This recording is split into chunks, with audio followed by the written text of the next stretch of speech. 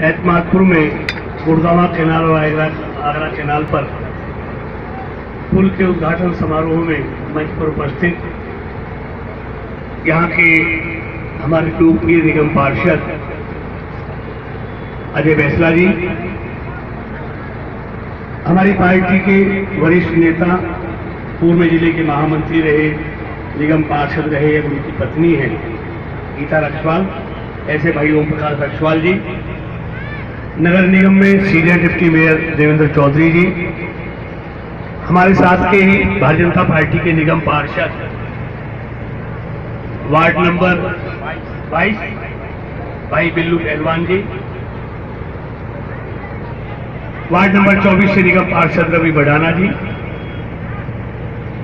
प्रदेश हमारे जिला के सचिव मदन पुजारा जी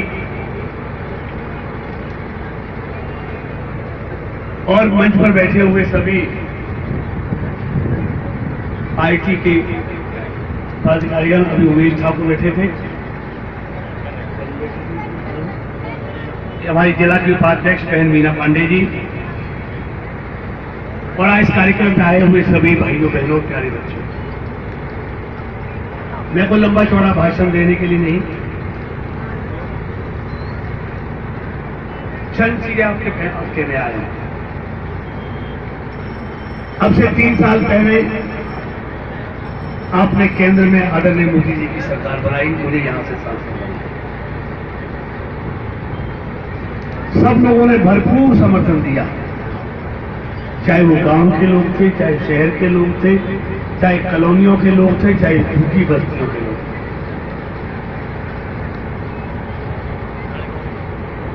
केंद्र में आप जानते हैं हमारी सरकार पहली बार बनी, अपने बलबूते पर 1947 में देश आजाद हुआ और 2014 मई में भारतीय जनता पार्टी की पहली बार अपने बूते पर सरकार हुई।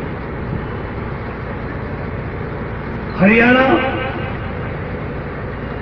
1961 को बना,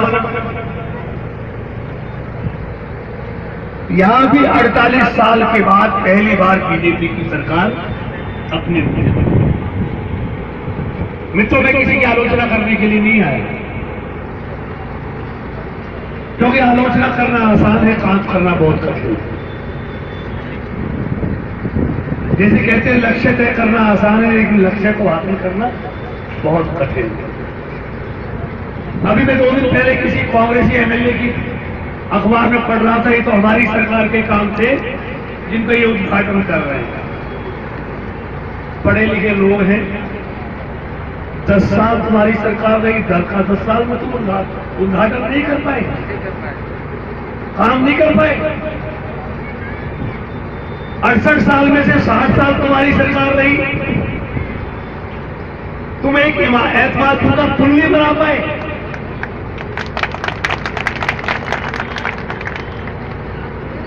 और कहते हैं ना, आरटीआई का जमाना निकालिए, ये पुल कब पास हुआ और कब बन के तैयार हुआ, आपको सारा मिल जाएगा। इसलिए झूठ बोलने से काम नहीं चलेगा, काम तो काम करने से चलेगा। मैं भी विपक्ष में एमएलए रहा, कोई कॉलोनी राजीव नगर, जब मैं विपक्ष में एमएलए था और ये विपक्ष का पार्षद था अजय मेरा ओम प्रकाश था, तब भी राजीव नगर में एक गली नहीं बनती थी, सारी गलियां बनवाई, ट्यूबवेल लगवाए, ट्रांसफार्मर लगाए। लेकिन तुम भी विपक्ष के एमएलए हो, एक गली तो बनाओ कम से कम, किसी गांव में, झुग्गी में, कॉलोनी में, सेक्टर में एक तो बनाओ। ये खाली आलोचना करोगे। लेकिन कांग्रेस के मित्रों की काम करने की नीयत नहीं है। ये बैठा TN कपूर, श्रमिक बिहार में इनकी 10 साल से सरकार थी, इनके ही MP थे, इनके ही मुख्यमंत्री थे, इनके ही प्रधानमंत्री थे, पार्षद भी उसी पार्टी का था। श्रमिक बिहार में एक भी ना पीने का पानी था, ना कोई गली थी, ना कोई खरंजा था। ये मेरे कहने से नहीं, सभी बिहार के लोग बता सकते हैं।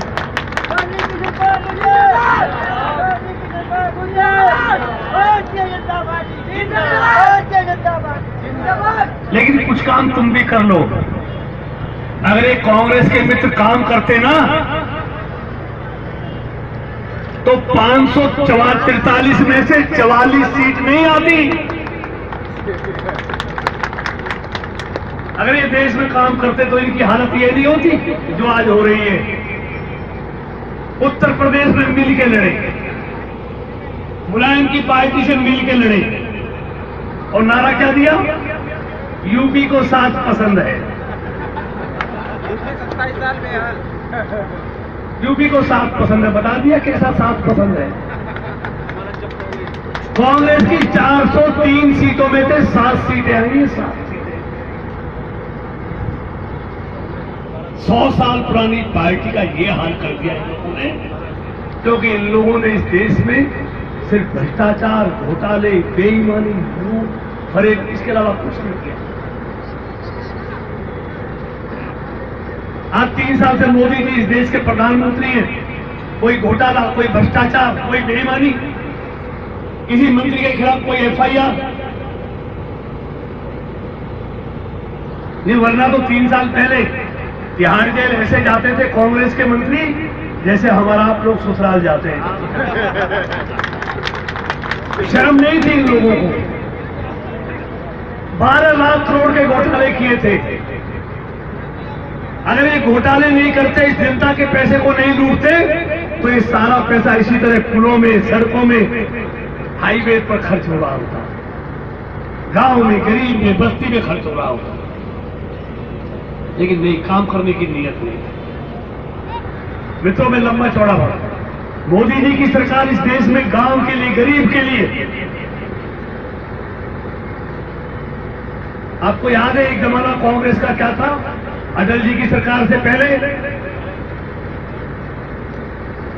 कि एमपीओ को 30 के ऊपर मिलते थे गैस के, एलपीजी गैस के, और हजारों लोग मांगने वाले होते थे कनेक्शन।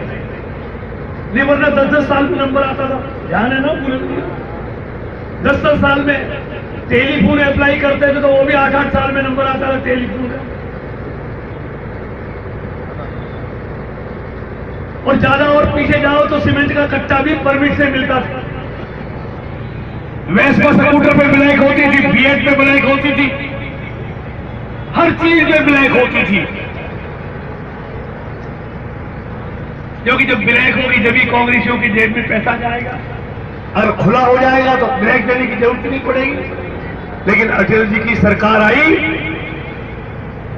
गैस की बुकिंग बंद, गैस की ब्लैक बंद, ठेले ठेले पे डोलते थे ले लो, लोग कहते पड़ी अभी नहीं आ गया, अगली बार आना।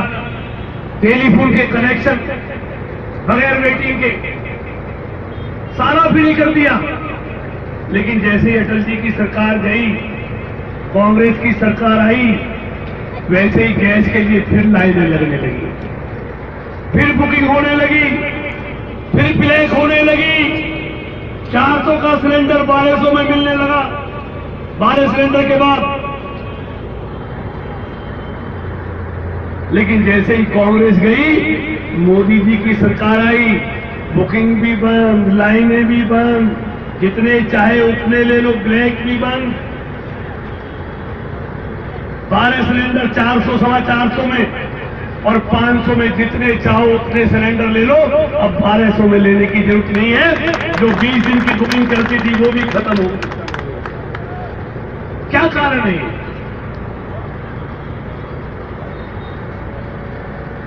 किशनपाल को ब्लैक में सिलेंडर मिल जाएगा, कोई फर्क नहीं पड़ता। अजय को ब्लैक में सिलेंडर मिल जाएगा, कोई फर्क नहीं पड़ता। लेकिन गरीब आदमी जो रोज कमाता है, रोज खाता है, उसको अगर ब्लैक में सिलेंडर लेना पड़ेगा तो उसके दिल पर क्या बीतेगी? इन कांग्रेस के लोगों ने इन गरीब लोगों का खून चूसा है। कांग्रेस कभी नहीं चाहती इस देश का गरीब ताकतवर बने, क्योंकि वो जानती है जिस दिन देश का गरीब ताकतवर हो जाएगा उस दिन इस देश में कांग्रेस का नाम लेने वाला कोई नहीं बचेगा। इसलिए आजादी से लेकर अब तक कांग्रेस इन गरीबों के हक का छीनती रही। इसके नेता लूट कर उनका हक खाते रहे, हर चीज उनको ब्लैक में बेचते रहे।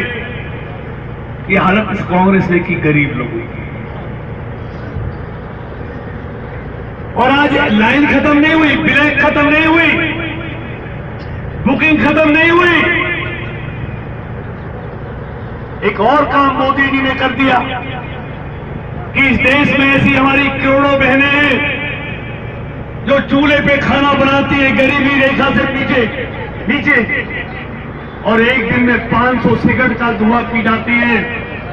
ऐसी तमाम बहनों को मैं 2018 तक 5 करोड़ एलपीजी के कनेक्शन फ्री में दूंगा, 2 करोड़ को दे चुके हैं। उन गरीब बहनों की चिंता भी उन्होंने की। बीमे की बात हो, मुद्रा लोन की बात हो, अभी एक और योजना लेके आई। गरीब अगर 1 कमरे का मकान बनाएगा 9 लाख रुपया कर्जा लेगा, अगर 6 लाख लेगा तो 6.5% उसको ब्याज कम देना पड़ेगा। 9 लाख लेगा तो 4% उसका ब्याज कम किया है। अगर 12 लाख लेगा तो 3% उस गरीब का ब्याज कम किया है। और उन्होंने कहा है कि 2022 तक मैं इस देश के हर एक गरीब के सर पर छत का इंतजाम करूंगा, उनको मकान बना दूंगा। इसका फायदा क्या होगा? कोई 1 कमरे का फ्लैट बनाना चाहता, लेना चाहता है, वो 9 लाख कर्जा लेना चाहता है। पहले 11% उसको ब्याज देना पड़ता था, यानी पूरी तनख्वाह उसकी चली जाएगी, फिर भी वो मकान का मालिक नहीं बन पाएगा, इसलिए किराए पे रहता है गरीब। लेकिन मोदी जी ने ऐसा इंतजाम कर दिया है कि जितना पैसा वो किराए के लिए देता है उतना पैसा वो मकान की किस्त देगा और मकान का मालिक बन जाएगा। ये मोदी जी ने देश में एक परिवर्तन किया। एक और काम किया है, बीमा तो 1 रुपये महीने 12 रुपये साल में किया ही है। एक और काम किया है, पहले हमारी बहन जो नौकरियां करती थी, प्राइवेट करती थी, सरकारी करती थी, उनको 12 सप्ताह का अवकाश मिलता था, 12 सप्ताह का। लेकिन मोदी जी की सरकार ने कर दिया कि अब 12 सप्ताह का नहीं, 26 सप्ताह का अवकाश मिलेगा और पूरी तनख्वाह उन बहनों को मिलेगी जब वो गर्भवती होंगी, जब प्रेग्नेंट होगी। और यही नहीं किया, मोदी जी को मालूम है कि मेरी गरीब बहनों को क्या चाहिए। एक तरफ इस देश में वो लोग हैं जिनके कुत्ते भी करोड़ों की गाड़ी में घूमते हैं, दूध पीते हैं, बिस्कुट खाते हैं। एक तरफ इस देश में हमारी करोड़ों बहनें हैं, जब वो गर्भवती होती है तो पेट में पलने वाले बच्चे को पूरी खुराक भी नहीं मिल पाती, बच्चा कमजोर पैदा होता है। मोदी जी ने एक घोषणा कर दी, इस देश में जितनी भी हमारी ऐसी बहनें होंगी, गर्भवती होंगी, जब उनके पेट में बच्चा होगा उस बच्चे को पूरी खुराक मिले, इसके लिए हर बहन को भारत की सरकार की तरफ से 6,000 रुपए खुराक के लिए मिलेगा। ये मोदी जी गरीबों की चिंता करने वाली सरकार। इसलिए तो विरोधी लोगों को पसंद नहीं आता कि चाय बेचने वाला इस देश का प्रधानमंत्री बन गया, सारा काम गरीबों के कल्याण के लिए कर रहा है, 24 घंटा गरीबों की चिंता करता है। यही काम उन्होंने किसानों के लिए किया, मजदूरों के लिए किया, चाहे बोनस की डबल करने की बात हो, 3500 से 7,000। अभी 2015 में लोकसभा में बिल लेके आए, बोनस तो 3500 की जगह 7,000 हमने किया। पहले 10,000 तक तनख्वाह पाने वाले को बोनस मिलता था, मोदी जी ने कहा अब 21,000 तक जो तनख्वाह पाता है उसको भी बोनस मिलेगा। ये भी उन्होंने नया कानून बना दिया। तो मित्रों, में लंबी चौड़ी बात नहीं करते, मैं एक बात कहे, मोदी जी ने एक बात कही थी जिस दिन शपथ ली थी, और वही काम हर साल कर रहे हैं। उसके मंत्री देश के हर कोने में जाकर अपने कामों को बता रहे हैं कि हमने क्या काम किया। लोकतंत्र में हिसाब देना पड़ता है। 5 साल के बाद जब लोगों के बीच में जाओगे, मोदी ने कहा था कि जब मैं 5 साल के बाद देश के लोगों पे वोट मांगने जाऊंगा तो मैं अपनी सरकार के एक एक पल का और एक एक पाई का हिसाब देश की जनता को दूंगा। फिर देश की जनता फैसला करेगी कि मैंने देश और देश के लोगों के लिए क्या किया है। मैंने भ्रष्टाचार मुक्त सरकार दी है। मैंने इस देश को दुनिया में प्रतिष्ठा बढ़ाने वाली भारत की सरकार दी है। गरीब के लिए, किसान के लिए, मजदूर के लिए कल्याणकारी योजनाएं लागू की है।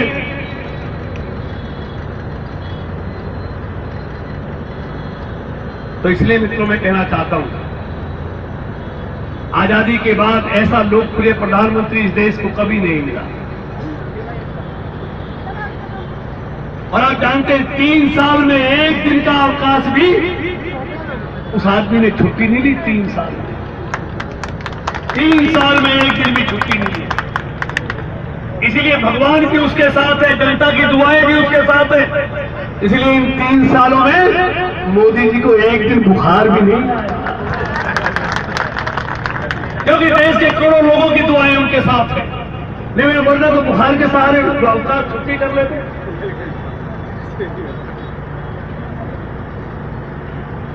क्योंकि मोदी जी पूरी ईमानदारी के साथ इस देश के 125 करोड़ लोगों की सेवा करने में लगे। इसलिए मैं हमेशा कहता हूं, अगर मोदी जी भी इस देश के गरीब का भला नहीं कर सके तो कोई भी भारत के गरीब का इस देश में भला नहीं कर सकता। ये तो घोटाले वाले लगातार रोज घोटाला करते थे, इसलिए मैं ज्यादा नहीं कहता। ये अजय लगातार गांव की तरफ से, अपनी सरकार ने तब से ही कहता था गांव में पुल बनना चाहिए। ये तो 1 लेन का मांगते थे, 1 लेन का पुल मिल जाए, हमारी कॉलोनियों के लोग चलाए। लाखों लोग नहर पार रहते हैं, घंटों घंटों यह जाम लगता था। बड़े तो गाड़ी तो बंदी हो गई थी। यहां पर 60 साल तो इनकी सरकार रही, पिछले 10 साल तो लगातार इन्हीं की सरकार रही। अरे 4 लेन का नहीं बनवा दे तो सिंगल लेन का बनवा दे। लेकिन नीयत नहीं थी। नीयत तो लूटने की रहती है, गरीबों का हक छीनने की रहती है। इसलिए पुल क्यों बनवाते? अगर ये पुल बनवाते थे तो कृष्णपाल का आ जाएगा नंबर थोड़ी ना। हमारा नंबर कहा था? अगर ये काम ये कांग्रेस के लोग कर जाते तो लोग हमारा नंबर कहां लगाते? इन्होंने काम नहीं किए, इसलिए लोगों ने विदा किया है। और ऐसा एक पुल नहीं, आप बॉर्डर से चलो और आगे IMT तक जाओ, ऐसे दर्जनों पुल हमने तैयार कराए, दर्जनों पुल तैयार कराए हैं कि 20 साल तक और पुलों की जरूरत नहीं। ये पुल की बात छोड़ी तो पुलिया नहीं बनवा पाए। अभी टीटू कॉलोनी की पुलिया बन रही है 1.25 करोड़ 1.5 करोड़ की। ये 17 करोड़ का पुल कहां बनवा पाते? अभी एक और पुलिया मोहनपाल के घर से जो वहीं से सीढ़ी चढ़ती है नहर के पुल पे, उसका भी मैंने टेंडर करा दिया है, खुल गया है। अगले हफ्ते उसका काम भी शुरू करूंगा। बसंतपुर में कोई हिस्सा नहीं, बसंतपुर में दिल्ली जाने के लिए 2 करोड़ का पुल आज ही शुरू करके आया। 6 करोड़ का पानी निकासी के लिए कॉलोनियों का नाला आज ही शुरू करके आया। बसंतपुर से महादपुर के लिए 22 करोड़ की सड़क अगले महीने उसका शुरू कर रहा हूं। सीधे बसंतपुर के पुस्ता जाएंगे और दिल्ली में घुस जाएंगे। 22 करोड़ की सड़क पूरा दिल्ली में घुसने के लिए तैयार कर रहा हूं। ऐतमादपुर में कोई कम्युनिटी सेंटर नहीं था, जगह भी नहीं थी। हम इसी अगले हफ्ते शुरू करेंगे। 2.5 करोड़ का कम्युनिटी सेंटर बनेगा, जैसा 31 का। यहाँ लोगों के घूमने के लिए कोई टाउन पार्क नहीं था। आपको देख रहे हो 5 करोड़ की लागत से टाउन पार्क बन रहा है। लोग वहां कॉलोनी का आदमी भी घूमने जा सकता है, झुग्गी का भी जा सकता है, गांव का स्कूल अपग्रेड कराना है। ये IP कॉलोनी है, परसों से कह रहे थे कॉर्पोरेशन को दे दो, कोई नहीं सुन रहा था, इसलिए उसके कॉर्पोरेशन का पैसा नहीं लग पाता था। हमने तय कर लिया बहुत जल्दी IP कॉलोनी को भी नगर निगम को दे रहे हैं, और IP कॉलोनी की भी तभी सारी सड़कें RMC की बन जाएंगी, पानी की सही व्यवस्था हो जाएगी। ऐसे तमाम काम। अभी ये बाईपास है, क्या हालत है इसकी। अभी नेशनल हाईवे देख रहे हैं आप, पासपोर्ट ऑफिस हमने खुलवाया है, आदर्श रेलवे स्टेशन हमने बनवाया है, लॉ कॉलेज बन रहा है, दूसरे कॉलेज बन रहे हैं, हाईवे कैसा बन रहा है आप देख रहे हैं। मधुपुर बॉर्डर से 10 मिनट में बल्लभगढ़ पहुंच जाओगे, ऐसा हाईवे बना रहे हैं। अभी ये बाईपास जो है ना, इसको भी ऐसा ही बनवा रहा हूं जैसा हाईवे बन रहा है। बॉर्डर से लेके वहां तक, केली तक 400 करोड़ रुपए मंजूर करा रहा हूं। यहाँ ऐसा हर चौराहे पे आप पुल होगा और इतना सुंदर बाईपास बनेगा, आप देखेंगे। ये भी हाईवे की तरह बना रहे हैं। 400 करोड़ का छक्का बनकर एस्टिमेट बनकर चला गया। मैं ज्यादा बात नहीं कहता, मैं इतना विश्वास दिलाता हूं। अभी मुझे आईपी के कॉलोनी के लोग आए, मैं खुद महसूस कर रहा हूं। लोगों को समस्या है, जब भी तो परेशान है, अभी तो परेशानी बता रहे। परेशानी नहीं होती तो क्यों समस्या बताते। यहां पर ये ठीक है कि ये जो फ्लैट है बाद में आए, ये पहले बन गया। मैं मक्खियां देख रहा हूं, गंदगी देख रहा हूं, बहुत ज्यादा है। मैंने आपकी बात मुझे पहले भी मालूम थी। मैं आईपी कॉलोनी के लोगों को विश्वास दिलाता हूं, इसका बहुत जल्दी समाधान कर देंगे, जिससे आपके आसपास ये बदबू खत्म हो जाए। इसका भी समाधान हम जल्दी फिक्स करके करेंगे। अंत में ज्यादा कुछ नहीं कहते हुए मैं गांव के सभी कॉलोनियों के सेक्टरों के लोगों को विश्वास दिलाता हूं। हमारी सरकार बनने से आप सड़कें देखो कैसी थी। यहां पर 30 सेक्टर 31 सेक्टर था, क्या था। आप देखो, चाहे पीने के पानी हो, चाहे सड़कें हो। लेकिन मैं आपको विश्वास दिलाता हूं,